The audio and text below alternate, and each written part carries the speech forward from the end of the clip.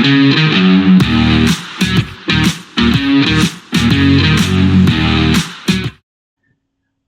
welcome back to the SuperCoach NRL channel. In this video, we're going to do the final reveal for round 1, given we had the rest of the team list come out this afternoon.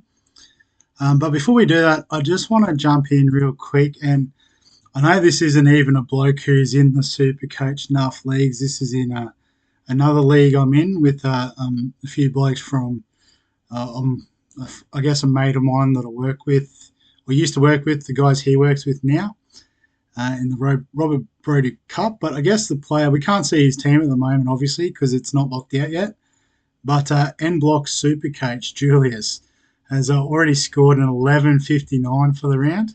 So obviously picked, I'm guessing, 17, 18 players from the Las Vegas games. So I guess for the rest of us out there, this could be the score to beat going into round 1. So, shout out to you, Julius, you absolute legend. But I guess we're not here to look at Julius's team because we can't see it. We're here to look at my team. And so no surprises so far with the hooker and front row. It's the same as what I had last week. So Corey Pakes, Sandon Smith. You might notice I've got a bit of cash in the bank and I could potentially get Mamazelis instead. But I guess when I put all three of these guys together, I feel like they're going to make about the same amount of cash, scoring similar sort of points. So given Pakes and Smith are that bit cheaper, there's probably slightly more value there. So I'm going with those two to start. Obviously, the bit of extra cash does allow me if, Mamazelis looks like he is the one. But with Bud Sullivan on the bench and also Havili can play a bit of hooker. So I can't see Mamazelis getting 80. Sandon Smith will get 80, but obviously playing 5'8" is a little bit less intense than in the middle playing hooker. And Pakes will obviously job share with Billy Walters. But if he starts, he should get about 50 minutes. So we'll take the value on offer there. The front row, so we've already had Corey Horsburgh play, 61. It was offloading left, right, and centre, which we love in SuperCoach. As I talked about this afternoon in my team list video, if you had a chance to watch that, I don't know if you'll have that license in Australia where, you do have things like dew on the ground at night. It's not a fully undercover stadium, which is bone dry in the middle of the desert. So... but it was great to see, and if you haven't got him in your team, I think he's one you should absolutely look at making provisions to get in. Nafahu White will also start just because he plays the Thursday night game. Terrell May is obviously the preferred starter, but we're going to go with him off the bench just because he does play after Nafahu White. So if we need to make a last-minute change, there's a little bit of flexibility there. And Big Tino, we're happy to lock him in. Because of how early these guys play, we don't really need to use the loop anyway because Cleary's score wasn't lights out fantastic. So we'll stick with our alternate captain. The second row, there has been one change. So Mitch Barnett scored 55, pretty much what we expected from him. Point and minutes sort of operation in what was a well-beaten team. Obviously, didn't offer the opportunity for tackle breaks, offloads, those sorts of attacking stats that he can potentially produce.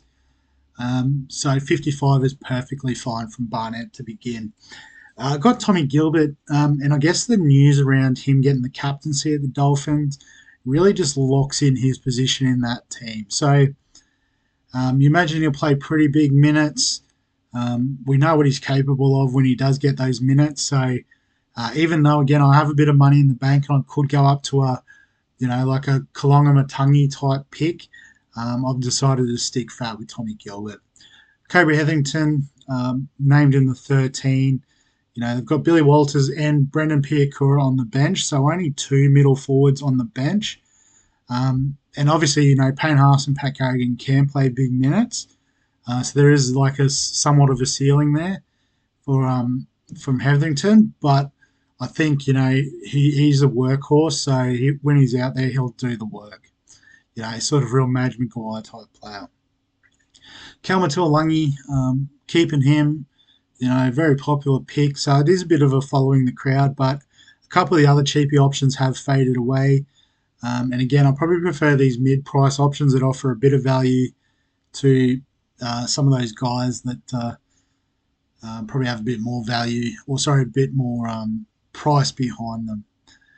And Finifuaki, sort of copy and paste what I said. They do have Lemuelu on the bench, which is a bit of a concern. But the way I see it is that if Lemuelu does get on, they'll potentially move Platt into the lock position, a bit like Cam Murray type role, and they'll just plug Lemuelu on that edge, and Finifuaki has the potential to play 80. And so if he does with his upside that he does possess, we'll be very keen to get on him. The one change with Siwa Wong moved to the bench, gone cold on him, gone with the other lock forward that's been named to start on the cheap, and that's Hubner at the Rabbitohs. So he's followed Wayne down from the Dolphins. So obviously the master coach sees something in him. They do have Havili and Tallis Duncan on the bench, which is a little cause for concern. A couple of those smaller forwards that can play that 13 role. But I think with their sort of lack of depth in front row, I think Hubner can get some decent minutes in that middle. So locked him in. Nathan Cleary, 68 points is pretty good, particularly for early in the season. We all know the attacking guys do start a bit slower, so we shouldn't expect the world. So 68 is fine. Probably not good enough to loophole though, so we won't worry about that. Tom Duffy, lock and load, named in the 7, should kick goals. Jakey Clifford is on the extended bench, but I think that's just to cover if a half gets injured in the warm-up or before the match. 5/8, we had Luke Metcalf, so a very popular opinion is to fade him after one game. It was just one of those games where nothing really went to plan for the Warriors. The Raiders came out and just rolled them through the middle. And if you haven't got your forwards going forward, it's very hard to get anything off the back of that as a half. So I don't think he's a trade out. If you are considering it, obviously you can plan your rest of your team around that provision, but I don't think that's necessary. I think you can hold. Jaden Campbell on the bye this week. So yeah, I just liked what I saw from him in the trials. I think the spine with him, Brimson and Kinney is super exciting, and I just wanted a piece of it. A lot of people go on Brimson in the centre wing, which isn't the worst idea. But I think the goal kicking sort of put it over the line for me. And the fact that I was probably looking at Campbell as a season-long keeper at 5/8. So obviously one less buy after this week sweetens the deal there. Centre wing, there's been one change as well. It's not on field. We've had RTS and Leia play. So 73 for RTS, junked try. You love to see that. Leia just, again, in line with Metcalf, just didn't see the ball enough to do anything. So 33, if that's his base, I'll cop that. Greg Marzu, Jarrell Skelton, similar profiles of guys, tackle breakers, love a run, can score a bit of meat. So going to lock and load them. They both play pretty early in the week, so we'll know how they go. On the bench, Jackson Purdue named in the centres. I think it's his spot to lose. I forgot to check if Laybutt's on the extended bench, but I think to begin with, Purdue will get a fair crack at it. So we'll lock him in. With Stafford Toa not named in the centres, I've gone with Shibasaki instead. Looks like he's got some decent job security there at the Broncos. And, based on their trial form against the Bulldogs where they looked quite good, he's always a chance of a try. And Rob Toya, obviously bottom dollar cheapie, pretty good job security there in the centres. So, yeah, I think that's pretty self-explanatory.